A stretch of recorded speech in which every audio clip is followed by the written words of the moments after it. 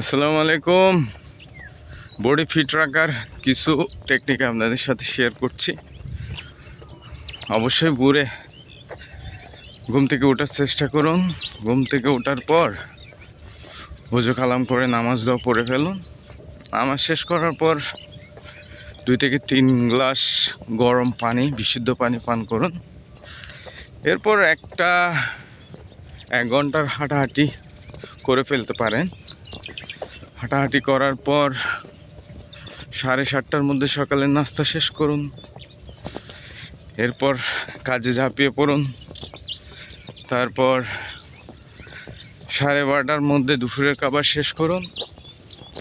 রাতে তো অবশ্যই 7:30টার ভিতর ডিনার করে ফেলতে হবে এবং 10টার মধ্যে ঘুমিয়ে পড়ুন। অবশ্যই আপনি ফিট থাকবেন। ধন্যবাদ।